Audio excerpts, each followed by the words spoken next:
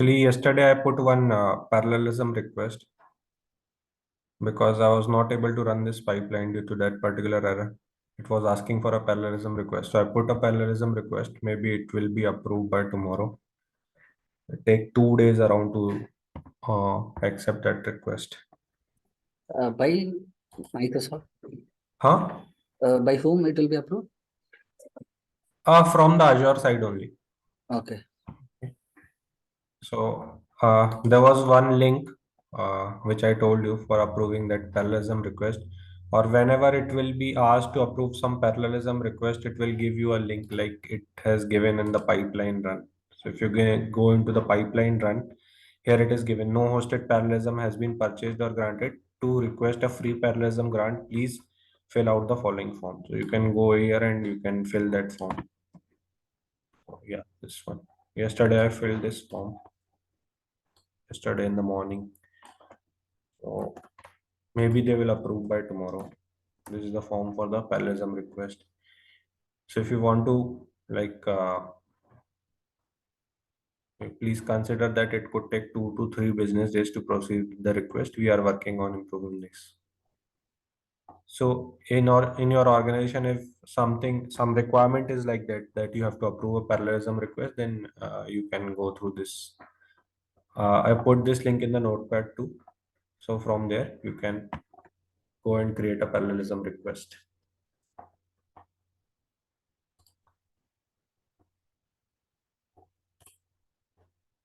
Sir, I have one question. Like in this dev.azure.com, whatever we have done so far, it's not chargeable, right? It's not chargeable. Yeah. Okay.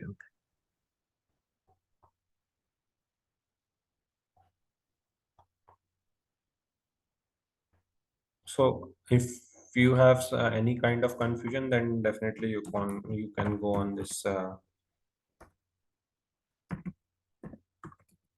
Azure DevOps pricing here.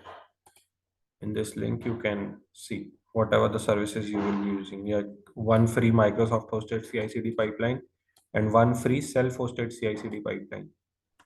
So Microsoft hosted job will with 1800 minutes per month for CI/CD and one self-hosted job with unlimited minutes per month. These two. And $40 per extra Microsoft hosted CI/CD parallel job and $15 per extra self-hosted CI/CD parallel job with unlimited minutes. Here we are running only one job, right? So that parallel job not required, right? Because A parallel job not required earlier, but I don't know why it is asking now. Maybe I had worked on other projects too, like in the past, taken some other classes. That's why maybe it is asking. Oh, okay. Yeah. Something problem with it. Yes. So maybe one time you can use because I created the projects and then I deleted, and there also there were pipelines over there. Yeah. So maybe I have consumed my Correct. free pipeline. Okay. Okay, let me try. Thanks. Yeah. Okay, So thank you, sir. on your side, if you are creating the first time, then this pipeline will run for the first time. Okay. Yeah, I think so. Yeah. Yeah. Oh.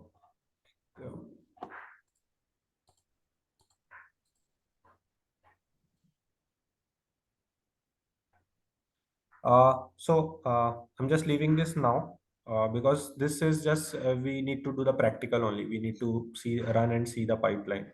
That's it. Now, did we discuss this releases yesterday? No. No, sir. Yesterday we didn't have those. Okay. No? Therefore, yesterday So, only pipelines. Yeah. It's a pipeline, not release. Yeah. So this was just the build pipeline. So here we just don't need to do anything. Just whatever the steps we are following while restoring, while uh, downloading, restoring, building, running, and publishing the package. What else we are doing? Whatever we are doing, just we need to do the same here. Just we need to add the jobs or add the steps to the job.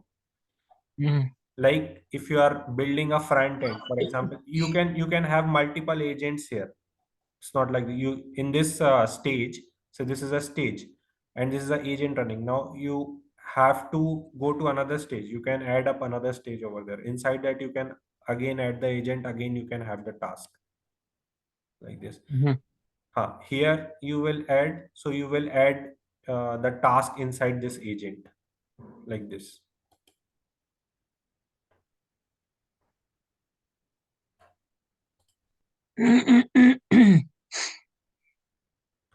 So whatever we are doing here, just for building the pipeline, and up, I must have shown you the artifact once the pipeline runs. So there is a artifact. So once the artifact gets consumed, and that artifact is in the pipeline only. So if you go to the run section of the pipeline where the pipeline has run, like here, so here it will be showing you the artifact. Here it's showing you, it will be showing, you can download that artifact and download that artifact. As of now, you can see that one is consumed. So as of now, there is no artifact here in the, see, in the artifact section, one task is showing consumed. That is the artifact only. But since the pipeline didn't ran full, so still it is showing the artifact. But when you click on there will be no artifact. Otherwise, if the pipeline would have run, this consumed artifact would have been shown in the form of a drop folder over there. So when you go to the drop folder, inside that you will be finding the artifact, and that artifact will be consumed by the release pipeline to deploy that into some environment. Similarly, here, if you integrate some code coverage,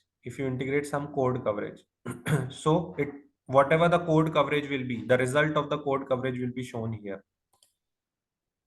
So for example, if you go and edit the pipeline, and if you want to integrate some code coverage, you can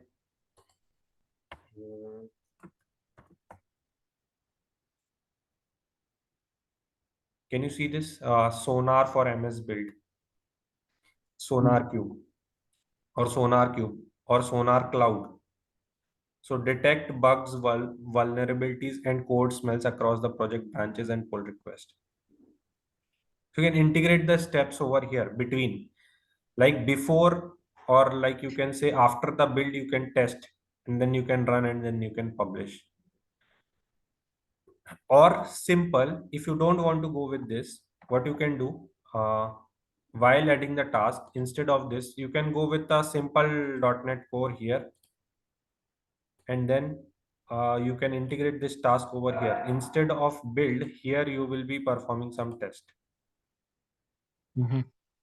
And then whatever the path is for your project, same path, like this is my path for the project, you can integrate here in the test. Okay, arguments you can give. Now for testing, what arguments you can give, let us see. So How to frame that path, Abhishek? which one? This one? Yeah, I will get it. No, actually, see, whenever we integrated, see, here we pushed our code, right?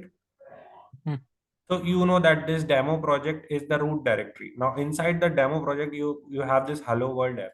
Right. Inside the Hello World app, you have this Hello World app.cs project. Right.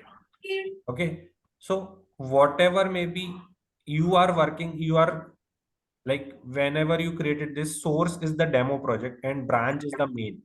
So it will be taking the code from this branch only, whatever may be the folder name, whatever maybe the file name.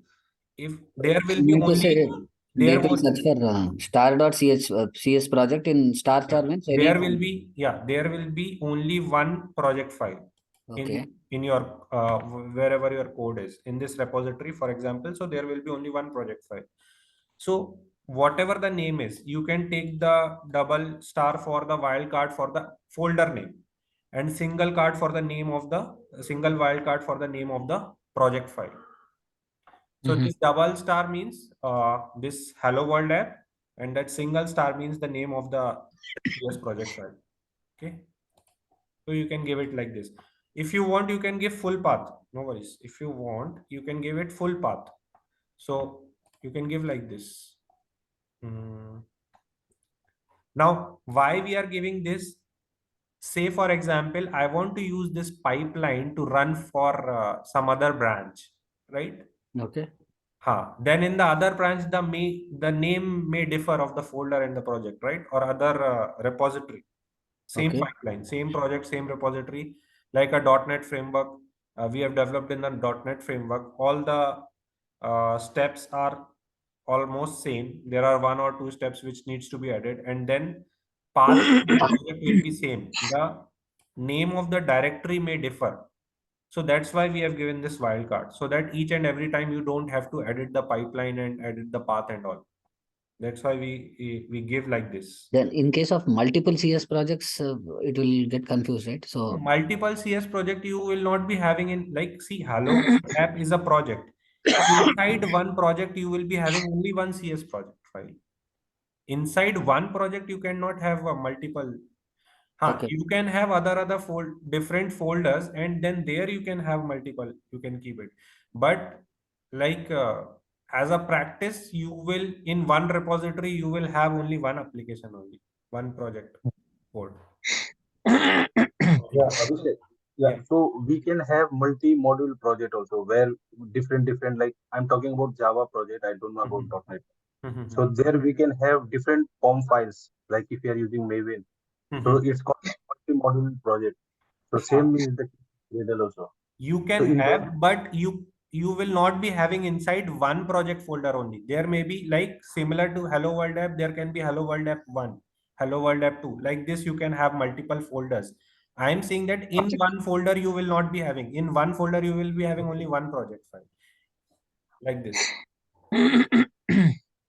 so demo project is our actual project, right? That's our repo, and inside that you are saying different module we can have. Yes, you can have different modules. So basically in organization you can have, but when you create a project with different modules, you have different repositories for that. Okay, that is the best practice, because keeping the code differently, like if you keep all the files over here, then maybe it may be a confusing thing. Okay, so what they do mostly, whenever there is a microservice project, they keep the files differently, mostly with different repositories. They name the repositories according to that module, whatever they are developing. So basically, why I asked this question was like in particular bigger solutions, we have multiple projects associated. One might be I mean class library kind of thing, Mhm. and there we will not be there also. I guess we will be having this .cs project file mostly. Mhm. Okay, so that is where like for example, you have some library when you once you build that DLLs will be added to the working project or whatever it is. So in that case, it will be like you mentioned. That's the reason. I think it's long back. I don't remember whether it has CS project. I think it should have a CS project. Any project, whether it is type of class library or web or Windows, it will have a CS project. Right. So in that case, for all the things, it will. I mean, it will be confused, right? That is the reason I'm asking. But like it's up to you how you see your project. What is the architecture of your project depends on it. So then, Abhishek, like for example, consider this class library. The other project is with this Hello World this project. Okay, can you go on mute, Muat? Oh, sorry, I'm sorry, but So I'm sorry. So the thing is like, can we have two build blocks here? I mean, .NET build is there, right? Here, Right. agent job. Should we add the two build blocks each for each CS project? Here. This one is for See, .cs project you of Hello can World. add as many tasks as you want. There's no limit of adding the task. No, building the other thing also. For example, like the example which I gave, class library project is there. No, first that should be built. If then that is success only, then the Ha. particular If you thing want continue. like that, you are building like we had some pipelines like this where we have two agents running. One agent we are building the front end, another agent we are building the back end. Like Right. this. Okay, so from here you can go and you can add an agent job like this. there will be another agent job. You can again add the task like this. Oh, 1 second. Okay, then okay here then that means two agent jobs will be there. This Huh. build test and all these things will See, two agent be- jobs will be there, but that can be run on the same agent. No worries. First the agent. See, there is agent one Azure pipelines we are choose to run. Now, once this will run, and it will once this code is built, then it will free that agent, and then this agent again will be consumed by this. Here also you can choose that. No worries. Same So agent. the thing is here, like in this .NET, I mean, for example, .NET Restore, .NET Build, .NET Test, all these things are there, right? Right. So in first steps of or first task, these are tasks, right? Individual tasks. It will Mhm. build the particular library project. Right. Then next it will same. You can add. That is what I was asking. Like .NET Build, for example, that is one. Again .NET Build 2. It will build the Huh. other thing, right? Other thing, then you can choose another one. Maybe here if you want specific, you can give the path of that. Okay, so this I mean this way we need to do it, I guess, like agents' jobs and their individual tasks. And if say there is a single project only, then you don't need this agent and all. What you can do, Right. you can go and disable this agent. Right. Okay. And you And can, the it will run only first agent only then. direct path which you are showing, right, Abhishek? I mean, Direct path you can take from here. Like if you click on this file, here Okay. see, this is the direct path. Okay. Okay. So you can copy and you can paste. Simple. Okay. The folder path basically. Yeah, fine. Okay. Oh, this is called multi-agent job. Multi-agent. Multi-agent pipeline you can say. Okay. You can add as many agent job as you want. Sometimes there is an agent-less job also. If you want to add some agent-less job. What does that happen? See, this is an agent-less job. Now, this will be like again there is a parallelism will be needed over here. So this agent-less job will not be needing any, you can say, any agent. It will directly run on the Azure server. So Azure also provides some space to run this agent without providing or without allocating any virtual machine directly. For example, you have to run some function app. A function does not require any agent to be run in. Okay. It does not require any virtual agent. Somewhere physically it will run function. Okay, function app.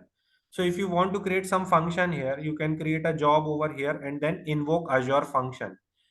So Azure function will not require any agent to be run. It's just a simple code.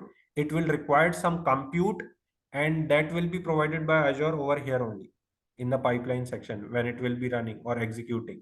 So it doesn't require an you can say agent. So that's why this is called an agentless job. You can add like this a function here. You can give the function URL directly, the function key, method, which method you want, the post method, the get method, whatever method you want for the function, you can run it. This will run without any agent. Got it?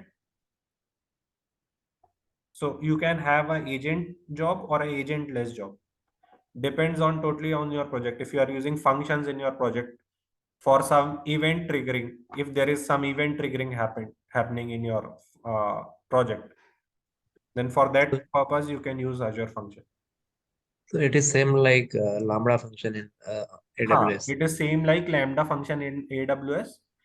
Okay. Yeah. For example, say this is my WhatsApp application. It is running, and this is running in some, for example, in some container. Now, what will happen? That whenever I'm saying that whenever some person or the user uploads a pic, so that pic is say for 5 MB, just for example. So I'll not be uploading that 5 MB pic. It will consume my whole space in the storage. So what I'll be doing while running my app, I can invoke this function as an agentless job. Now, what this function will do, this will, you can say, compress that whatever task is happening. Okay, whatever, say picture upload is happening, so it will compress that picture upload. I can have, I'm giving the function URL, and this function will be from this Azure. You can create a function app over here and you can give the function URL. So in the function app there will be some code. So function app is nothing, just there will be an editor and you can write any code, any script, whether it will be a Python, Node.js, whatever script, PowerShell you want, you can give that script. This function app don't have any server, don't have any virtual server or anything. It just need the compute capacity which is provided by Azure. So this runs as an agent-less job only in the pipeline, since it does not require any server. So these things totally depend on your project. Okay, if there is a, like, if you will be DevOps engineer, you will be given all the guidelines on this. Okay, we are needing, first we need to build this, then we'll be needing an Azure function. Now you will be framing that, okay, Azure function if we are using, we can run that as an agentless job. Okay, what are Where the will tasks? we, Yeah. sorry, where will we use two agent, I mean multi-agent job?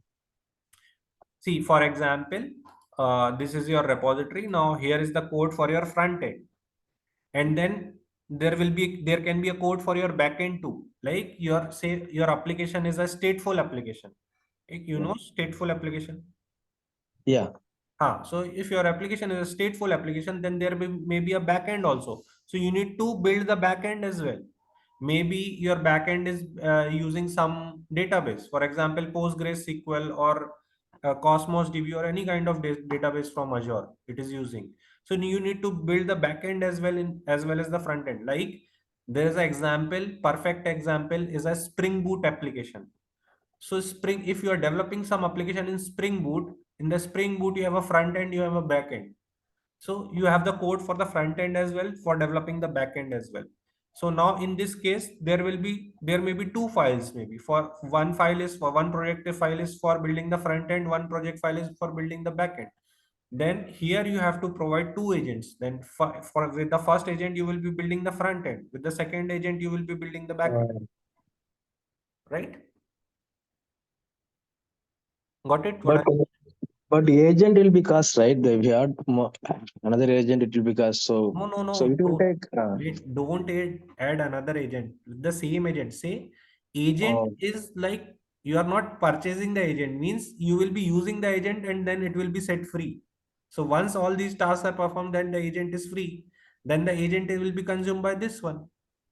Okay. Can I add So something? continuously running that one. Yes. Can I add something? If at all you have some set of tasks, right, which can be grouped into particular agent, you can then use a concept of agent. Like if you don't want to run all the things, if you keep everything in it, you cannot stop.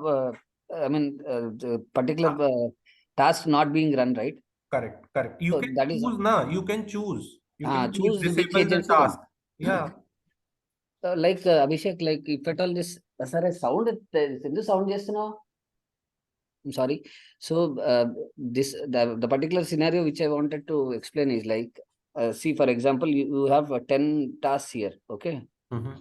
In the second job also you have 10 tasks. Okay. Or say first it will consider 10 tasks.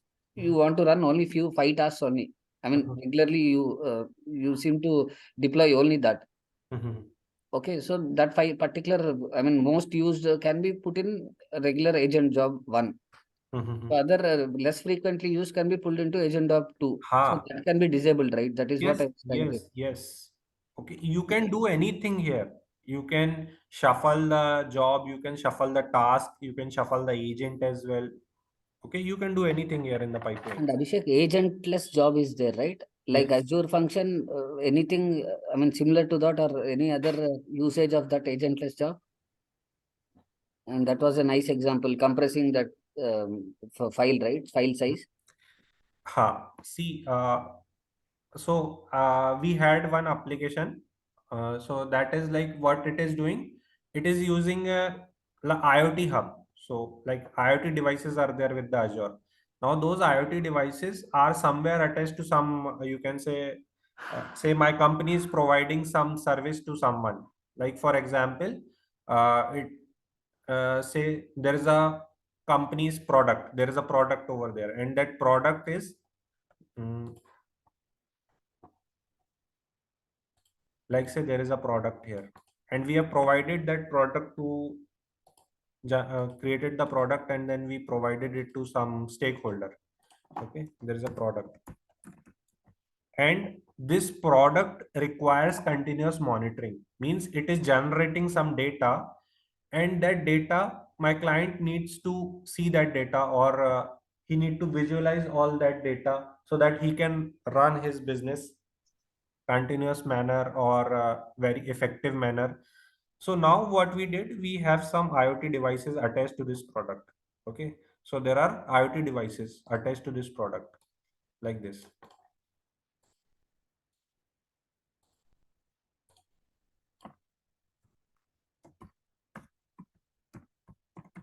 Now what these IoT devices do, they monitor, they gather the reading from this product. Okay, they gather the reading from this product, and once in regular intervals, like once a day or twice a day, like this, they send this all this reading in the form of message. Okay, they send all this reading in the form of message. Where? To the application, like first to the Azure hub, in the Azure. Okay, Azure hub or IoT hub, sorry, not Azure hub. They send it to the IoT hub. Where is this IoT hub? IoT hub is in the Azure. So this IoT hub collects all the raw data from this device. Now we have to organize this data. For this purpose, we are building one application. Like we build one application. What this application does? Nothing, but it processes that data, and then it displays the data in the form of some visual we have attached to it, like Power BI and all. And then the stakeholder, he's having a URL over there. Using that, he can see the visuals and all, like what is the data, what is incoming data, outgoing data, all those things like this. So here is the IoT hub. Now this IoT device is continuously sending the message. For this purpose, we need you can say we need a message broker service here. Message broker. Now this is also provided by Azure. Okay, queue storage in the form of storage queue and all. Okay, in the storage account only there is a service called storage queue. So using that service, that is a message broker service. So this IoT hub is receiving the messages continuously. Now this device will also send some images as well. So those images, to process those images, we have to invoke the Azure function here. Why? Because this message broker can only contain 256 KB of data at once in one message, only 256. Maybe this person who is using this device, he clicked that picture or whatever is means any screenshot or anything, and that screenshot in that device is generated for say 1 MB or 2 MB, like this, like say for example 1 MB. So this message broker cannot contain that 1 MB of picture. Okay, so what we have to do, we have to compress this and make it compatible inside this 256 KB. So for that purpose, when it is coming, so we have implemented in the application, we have implemented that we have invoked the Azure function. Okay, so whenever that Azure function comes, it works like it runs without an agent. Whenever, since it is a kind of event, so whenever we talk about Azure function, so Azure function is nothing but Azure function is in inline function type, right? yes, inline function you can say, and this is based on any event trigger function. This is called as an event trigger function. So whenever any event happens, so for this function, the event is the uploading of the picture. So whenever a message has been sent, already this function wakes up. And when it wakes up, it checks for the picture, whether there is any picture or not. Okay. And if there is any picture which is getting or coming to the message broker service. So if we will not trigger this function, this message fail if the picture is of 1 MB, because it cannot take this 1 MB of you can say message with the picture. So we have to compress it down so that this message can take that picture to the IoT hub, and from there it will send to the application, and then like this. This is the whole concept which I know how it works. Okay. So this is pre-compiled, right, Abhishek? Like stored This procedure. pre-compiled means Like a stored procedure, it will, once we write a stored procedure, it is Right. compiled and kept. Again, it will not compile. Once it is compiled, that task will be, I mean, it is efficient and the same time productive in nature. I mean, you need not, only you need to pass parameters. So it's Yes. similar to that, right? Yes. The compile file pass through the Azure function, right? Event trigger. That is called event trigger. Right. Since actually, yeah, this is what I like, what I have seen in the documentation file. Since this project was not designed by me or not implemented by me in the Azure DevOps, so I was not knowing this thing. Just I'm Yeah, having the correct. overview of this project. Shiva, it is not passed, I guess. It is saved with the Azure, I mean, in that Azure, I mean, what is that? Azure project. Okay. So whenever we need, we call it. Similar to stored procedure. That is what I mean, after, seeing the scenario, I understood. Stored procedure also, once we write, right, it compiles and saves with respect to that particular database. Okay. Whenever we provide particular parameters, it will be running similar to whatever, like Notepad, whatever is there, right? It will do its functionality based on that you can save. So multi-purpose use, but only single time implementation. That's it. So here, whatever we are learning, the main thing is like agent job and an agentless job. So where you can run the agent job, where you are building the code for some particular application. Even it's not like that you can deploy your application through release pipeline only. It's not like that. Say for example, you are creating some API, okay, and using that API, you are running some application inside like in one of our project, we are not using the release pipeline to deploy. We are directly deploying from the build pipeline only. So you can have task like that over here also. You can have task like that. Okay. You can have deploy task also. Like we are using in our project, we are using service fabric application deployment, or compose deploy, cluster deploy, like this. So you can add this. Okay. Something you are deploying into the target machine, you are running like PowerShell code. So using PowerShell code, you are deploying something, some script, which will be continuously running on that agent machine or target machine. You can deploy like this. So you can use deploy task also here. It's not like that you can use deploy task with the release pipeline only.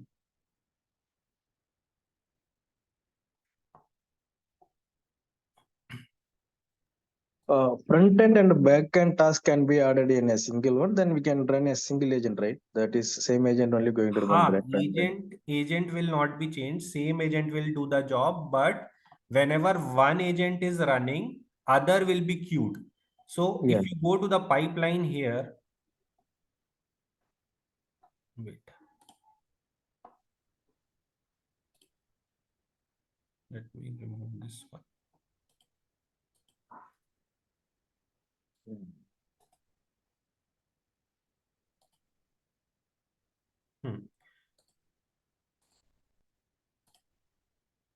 Abhishek, if these particular tasks are there, right? What individually it does, if at all, I mean, little bit of explanation, then we can, I mean, based on that usage, we can use it anywhere we want.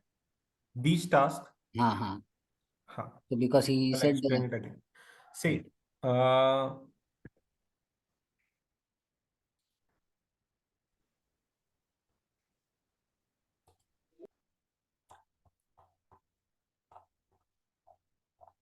you can compare it like this. Like you have, I'll take it like this. I'll take these things, or not. I'll take these only from here. And then I'll go down. I'll take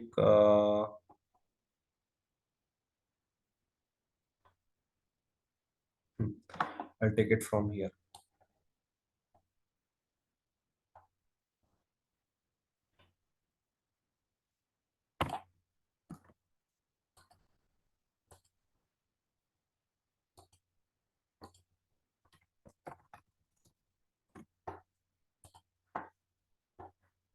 Whatever you are doing, like you are restoring anything, like restoring means downloading the packages that are referred by your application.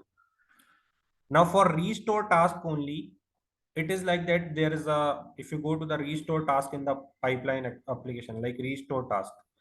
Now in the restore task, like it is choosing from here, like use NuGet packages. You directly choose from here. You are not giving any argument, nothing here. Since restoring is done, why?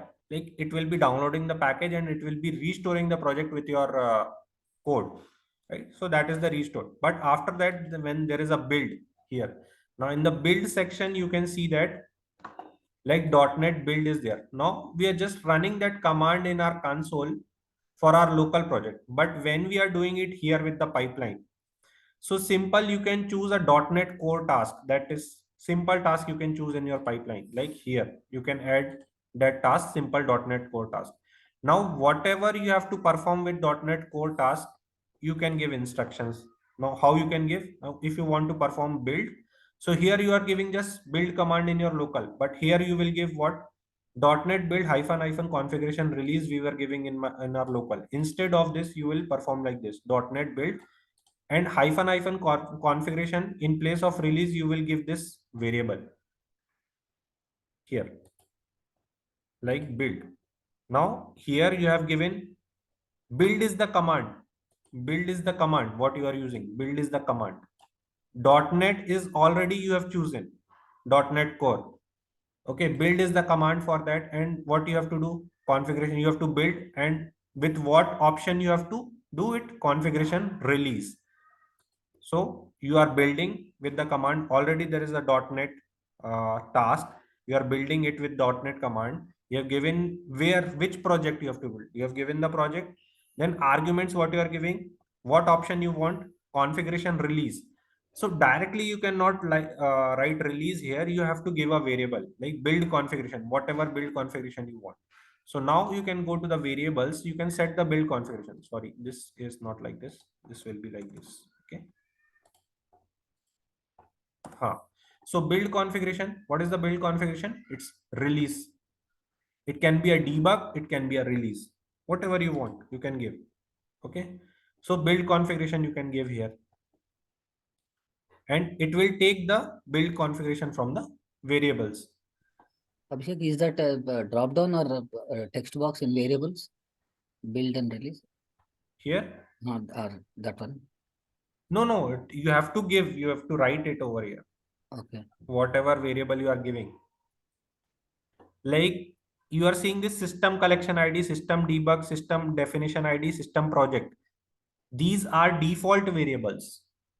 When I'm saying default means it is whenever you will create a pipeline, by default these variables will be there. Predefined variable, right? Predefined variables, right? Build configuration you created. Similarly, there is other kind of variable whenever you publish your project or this publish pipeline artifact.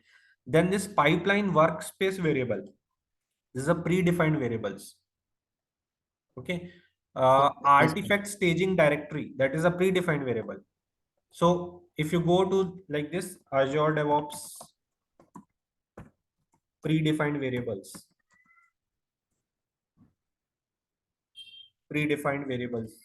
okay, like this.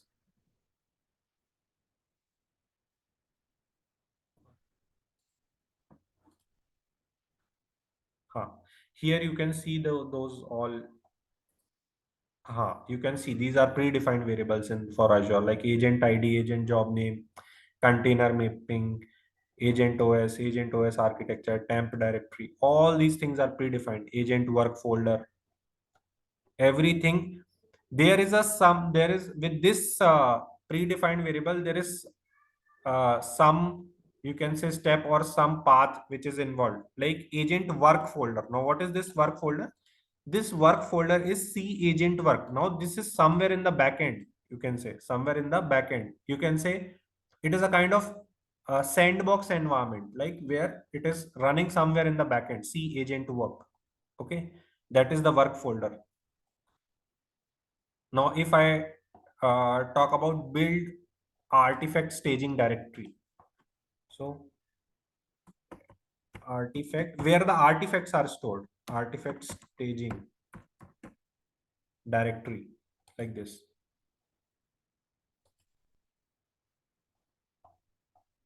So this is the artifact staging directory, build.artifact staging directory. Now, this is also a predefined one. You don't have to define this artifact staging directory. It is a path where your artifact will be consumed, okay, and kept with the pipeline only. Like, see, one artifact is published.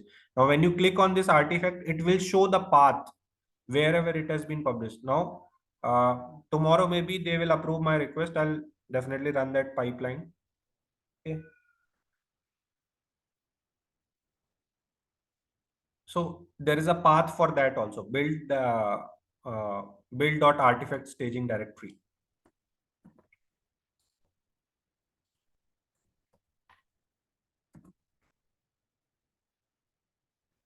Or you can say location.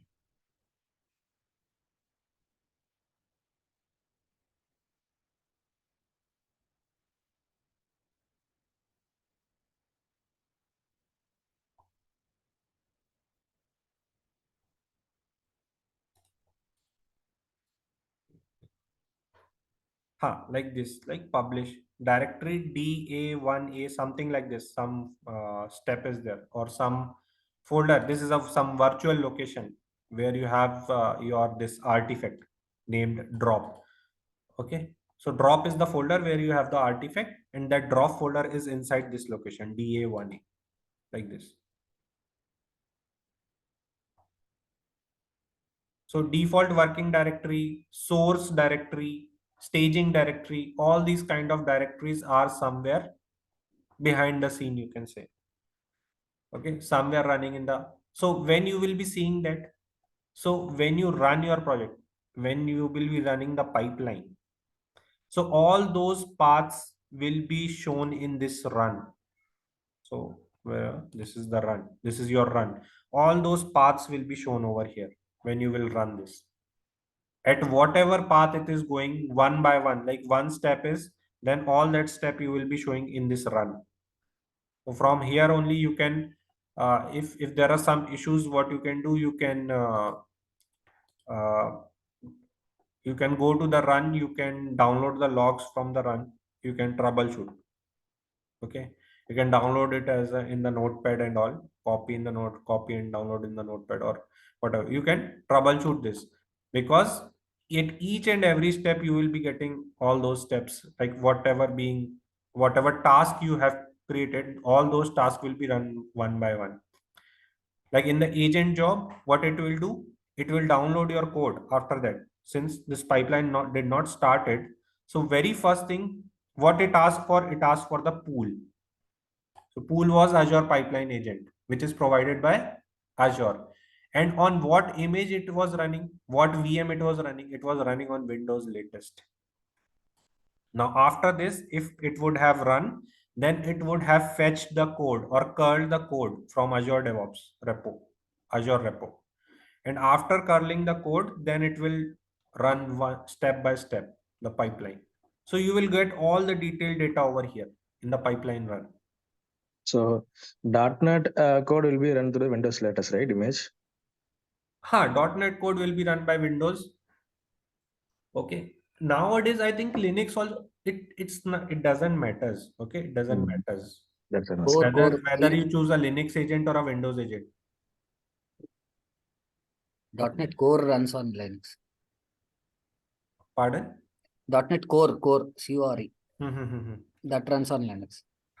See, agent, or you can say this agent platform is independent of building your job.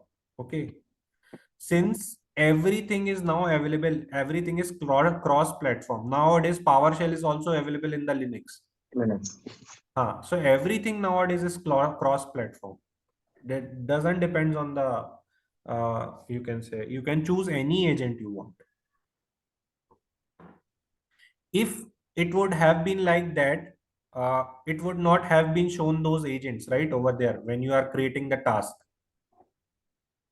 So they are showing you all the agents. You can choose it from any. You can choose Mac OS, you can choose Linux, you can choose Windows, whatever you want, you can choose.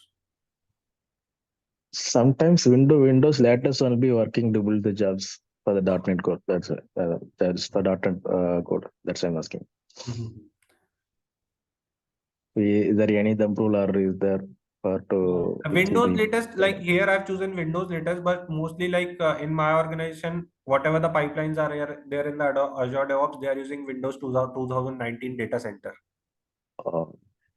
Okay, that is the server they are using as a pool agent, and mostly they are running on the self-hosted agent. Now I'll share the steps for how to create a self-hosted agent. Now here are the steps, like you can create a self-hosted agent, Windows agent. These are the steps. You need to create a machine, then inside machine you have to run some commands, and then you can select, or directly what you can do, I've shown you how to create a self-hosted agent. You can directly go to the Windows machine, any Windows machine you can create, and from the extension you can install the self-hosted agent. And that self-hosted agent or pipeline agent, you can install a Linux pipeline agent, either you can install a Windows pipeline agent, whatever you want. Once you created this, what you have to do, you have to, once you create that machine, a pipeline agent, then just you have to go to your Azure DevOps, and here in the pipeline, give it. We are going to do, right? We are going to do self-hosted agent, right? In the labs. I'll show you that how to create a self-hosted agent. Okay, so in the project details here, in the agent pool section, from here you can add the agent pool.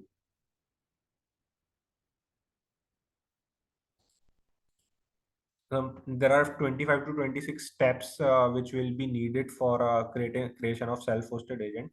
I'll frame those steps out in one class. I'll tell you how to create a self-hosted agent only, how to add it. Okay. Yeah. So you can add the agent pool. You can add the security. Okay. All like here, same type of security, like whatever security you are going through in the repos, same thing with the pipelines as well. So the release policy, right? Repo policy. Right. Yeah, repo policy, what we have seen, or you can say not the repo, the branch policy. If you go to the branch here, we have seen that here we have this one. Yeah, branch policy. Yeah, branch policy, branch security. So in the security, you can have, like, you can set the security, like what all the you can say parameters, or what all the tasks which can a contributor can perform. You can set it here. A reader can perform. You can set. So who will perform this? A project administrator only. Okay, he can do this, or a global administrator. He'll be doing all these things. So someone maybe from your team will be given that administrator, you can say, role, and he will be performing all these things for you. So he will be adding the users and the groups over here. Like this group can have contributor permission. This group can have only reader permission. And in that group, people will be added over there.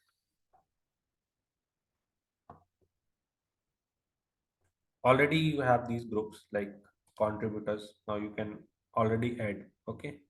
You can get a detailed report of all these things. If anyone wants, you can download the detailed report and you can send him. Okay. Sometimes managers ask, okay, what is the security going in on with the branches and all, branching policy and all. You can download the detailed report and you can send. Now there was one thing we were saying on that day, right? So there was one thing missing, like that three-way merge we were so I just got that option. That was about, like I was about to tell. Okay, so uh, there was this pull request, right?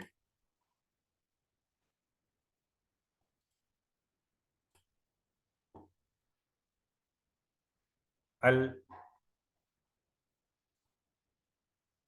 wait.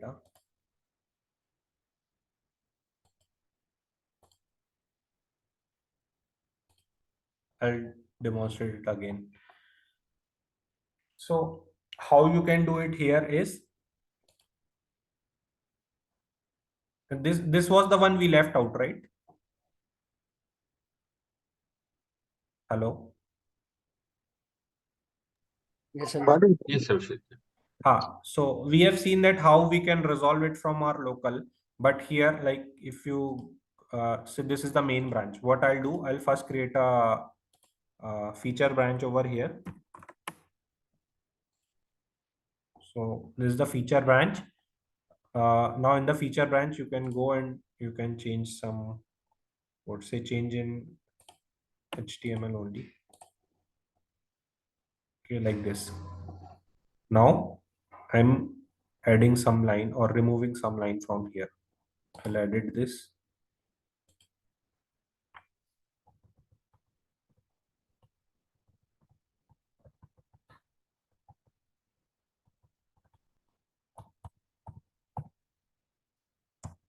I'll remove this and I'll comment this out.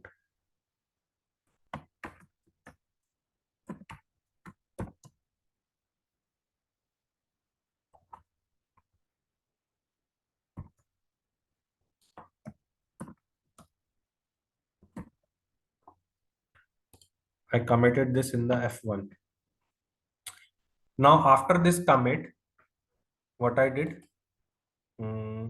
I go to the main branch and again I committed something. So I edit this file. I removed only this one.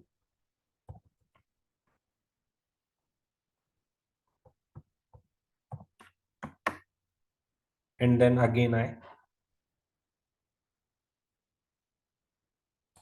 committed.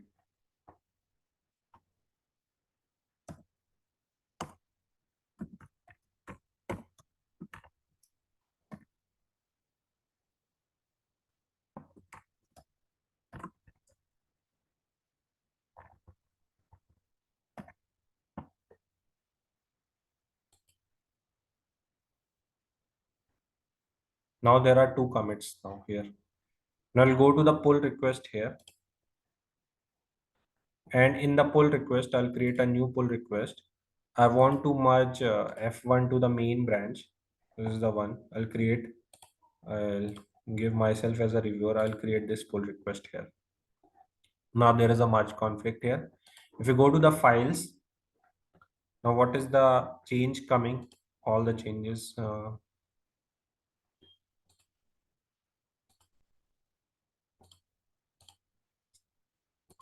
I'll compare side by side. Okay.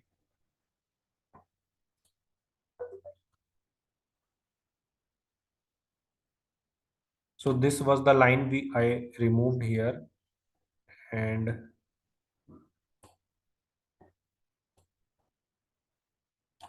this is removed and this is added. Means nothing was removed, but like this one. Okay, now what I have to do, I have to first resolve that conflict. I have to first resolve that conflict. Now what I have to do, first I'll ask my developer to you can say you can change it back from the main branch. And since I cannot approve this, or this cannot be merged, since there are two changes coming, so what I'll be doing, I'll be changing first in that main file. So what I'll be changing,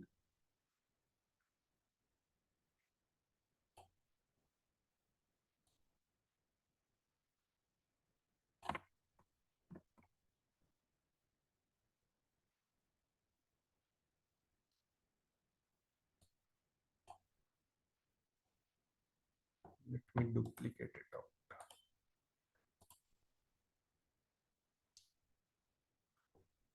In my main branch, I'll be going to the views index.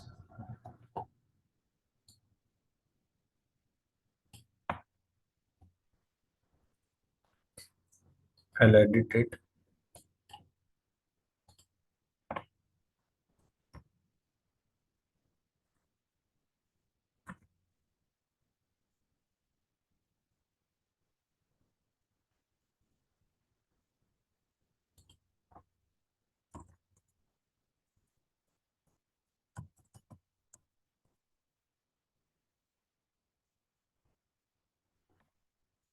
So it was like this.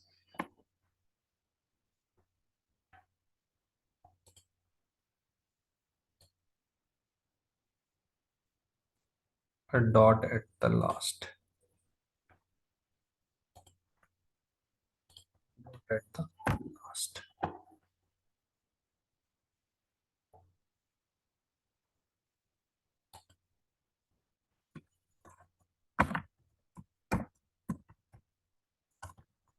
Or I'll say merge conflict resolved.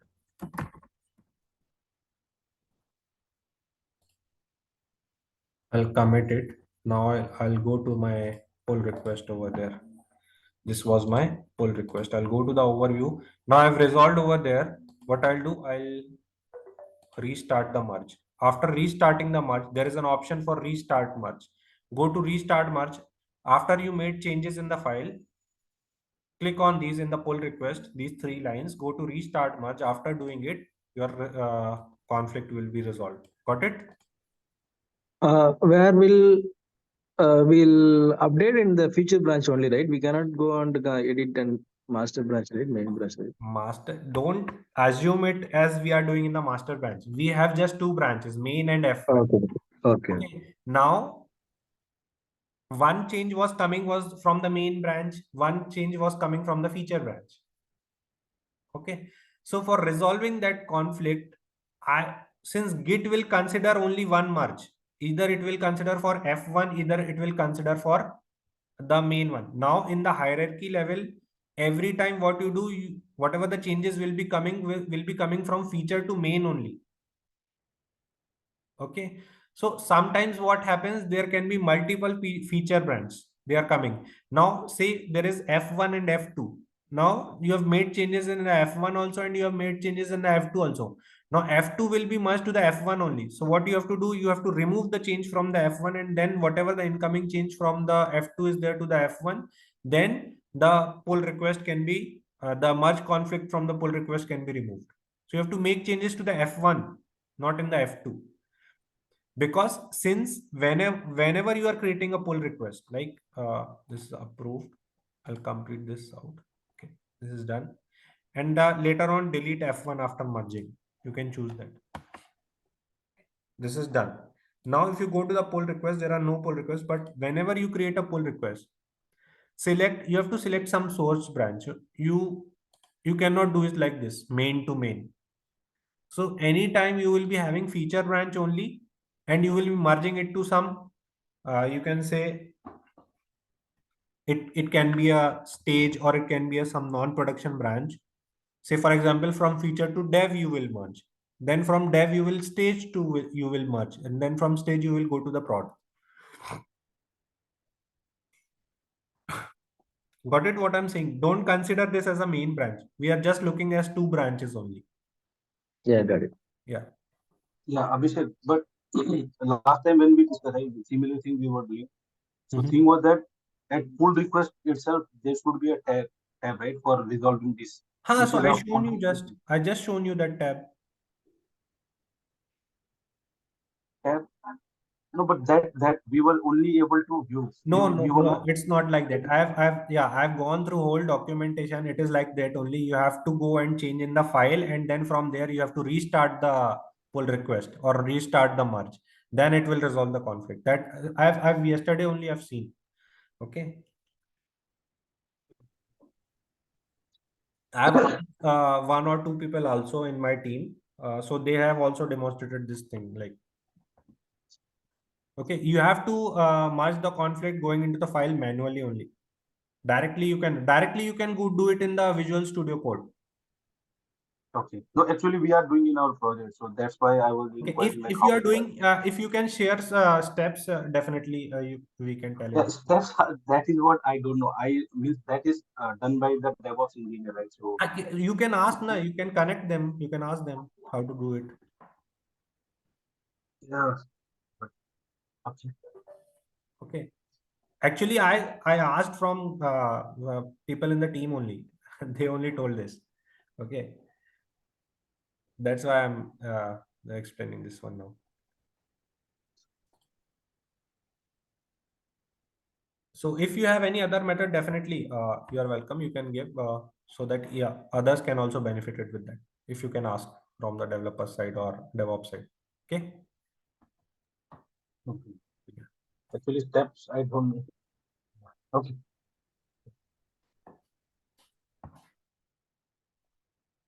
So I tried to see some other options also from the pull request, but I was not able to get any option over there. This was the only option which I get. Mhm. Yeah. If you want, I can share my screen later on, like with you. I will show you. But steps I don't know, yeah, frankly, because that's why I thought like you can learn from it. Okay, Uh, no worries. If you can share the steps later, then definitely. Actually, Abhishek, I mean, I mean, last time when I was, I mean, doing this pull request and all these things, what happens is like whenever we make changes, I mean, the day, I mean, first hour we again fetch the latest, get latest, and Correct. work on. Okay. Mhm. So once we raise the pull request, as you showed, sometimes we get this conflicts in pull request. Correct. Okay. Then I mean, offline manager or the team lead or he says that go and resolve the things and again raise a pull request. Correct. So he closes the old pull request. He must be rejecting the pull request then. He'll reject it directly. Yeah. Okay, so I mean, why to make the things complicated? He rejects it with some comments and all. So Okay. manually from Visual Studio, we change and edit all those things, and Actually, then yeah, that is the correct way. Mostly they do like that only, the developers side. But this can be a question. You can go to the interview and they can ask like how you will be resolving. Doesn't matter if there is maybe I'm not sure if there is any button because didn't find like that over there. But if there is any, you may share those steps asking from the DevOps team if they have. But definitely it doesn't matters what using what method you are resolving the conflict. The matter is you should resolve the conflict. That's it. How you resolve that doesn't matter. yeah, basically, I mean, either through this portal or the Visual Studio or a compare tool is there, right? Left and right, we check usually. Right, So right. every Line side by side. There is a side by side, line to yeah. line, we usually check, right? Anywhere human intervention is compulsory because if you miss single line of code also, it will not work or it will throw error. So this is just for showing you that even if interview they ask like how you will resolve the merge conflict, definitely you can tell this Through method. portal, right? Through portal. Yeah, through portal, how you will resolve, you can tell this method. No worries. So it will show Anyhow, you are resolving the conflict.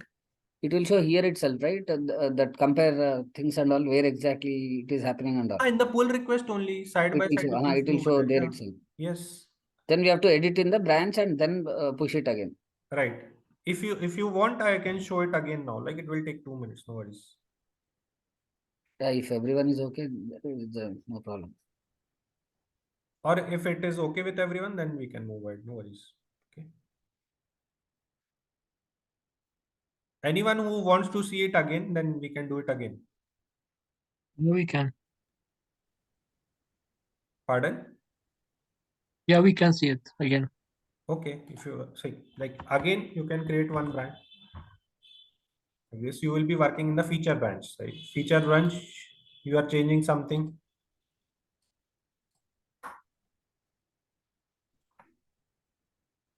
I'll edit this. A change in feature.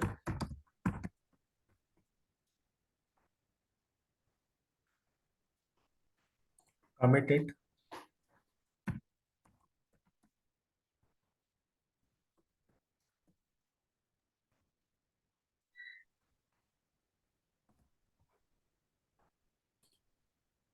This is committed. Now again, there is some other branch. Now I mean, again saying don't consider it as production or main. Okay, just two branches are there. So here I can write change in main branch. Okay.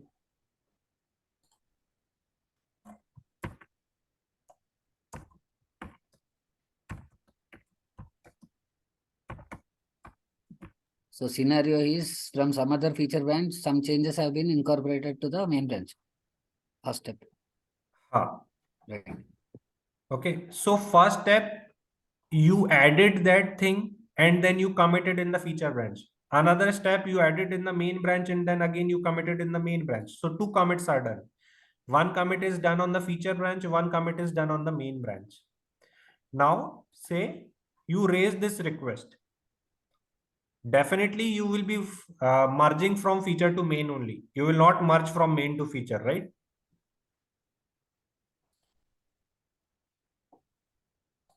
Like this. F1 to main. I cannot, if I choose main to main, it will not work. Okay. Like this. Feature to main. Or here if you write like feature to feature, like this. Main to feature or feature to feature. Okay. Either side you have to have a different branch like this. Okay. So this is also considering it as a branch only, not the main branch or the production branch, something. Okay. So definitely you will be merging from feature to main. Okay. Now, for example, we are merging. You can do it either way also.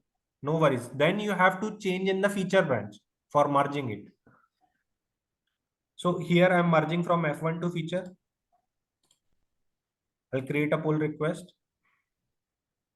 There is a merge conflict. Now, as you are saying that how you can see here side by side. You can click on view. It will give on a like whole view of that file. Okay. All changes it will show. Or if you want to see the change only in the feature, it will show in the feature. But if you want to see, it will show all. Okay. Now here side by side or inline, how you have to see. Inline it will show like this. You can click on view like this. Side by side inline like this. If you want to see only modified content, okay, a change in the feature. Okay. So this modified content will only show for which you have raised the pull request, F1 to feature. So it will change, show only feature one. Okay. In the inline, it will show both, and side by side, it will show for this one and that one as well, both. Now for resolving this one, you have to go back to the main branch. Since I'm merging from feature to main, so feature will only be merged. If I would have done vice versa, that I want to merge main to feature, then I would have changed in the feature branch. Okay. Since I'm merging from F1 to main, so now I have to change in the main branch only. What I can do, again, you can edit this and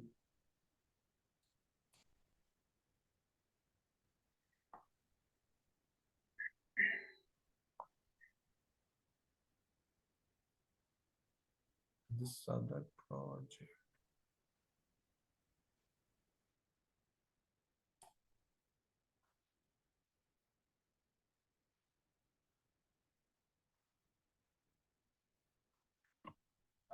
Wait, let me see the change. Okay. Welcome to here.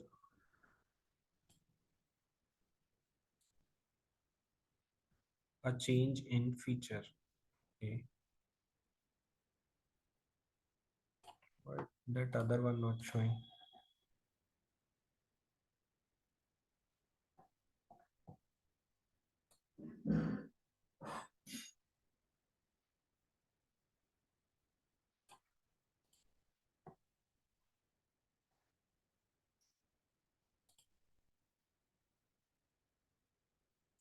Change in the main branch we have done.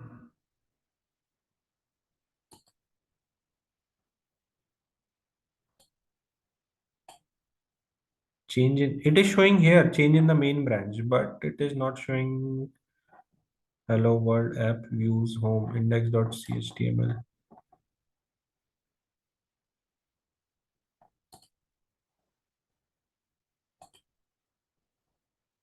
Repos demo project main branch.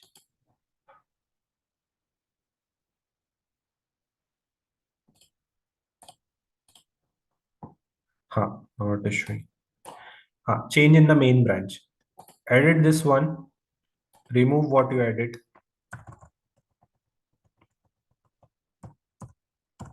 Remove. Commit it back and give any message to the commit. Conflict resolved in main. Commit it back.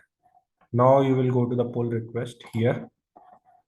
Now go to the overview of the pull request from the right hand side. Now there are only some options like here: shell pull request, save all commit, disable live updates, follow, view merge changes, restart merge. See, it resolved the conflict. There's only one manual intervention. You have to go and change that file from here. There is no option as of now, what I've seen, okay, to resolve the merge conflict from the portal. Definitely no one follows this. No one follows this. Everyone is following from the local only. They are first working in the local, then only they are merging the code. So, but if you want to resolve it from here, this is the method. You have to make changes either in the one branch, okay? Then you go and you can restart the merge, and then the merge conflict will resolve. And the person, whosoever is the approver, he can go and approve now. He can complete your request like this. And then the F1 will be deleted after that, like this. Got it? Yes, sir. Can we keep it till here? Okay, yeah. Maybe tomorrow or today only they will enable this. I'll check in the between. Maybe today they will enable this. I'll set up the pipeline. Tomorrow I'll show the pipeline, task group and deployment group. How to create a task group, how to create a deployment group. These are the two things needs to be shown. Okay. And then Okay. artifacts. I'll try to get some data on the test plans as well. Since this is done by the testing team only, so I need to get some data out of it, how to use the test plans and all. Okay, sir. Yeah. Thank you, everyone. So, sir, next class is on Saturday, or? Saturday from next week, I'm trying to ask them like do it so that I can complete in 1 week or 7-8 days, because that is the course which is left with the Azure DevOps. Okay. Okay. Yeah. So Saturday we'll meet back, right? As of now, Saturday for like, Okay. yeah.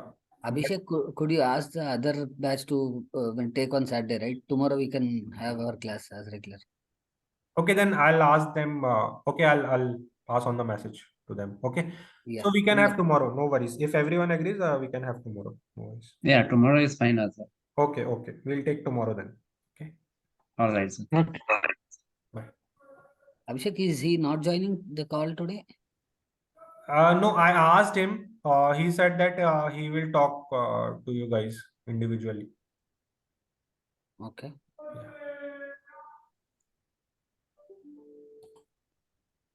Okay. Thank you. Yeah, no problem. Thank you. I think you need to stop the recording. It will automatically save. Okay. Okay, okay. All right. Thank you, sir.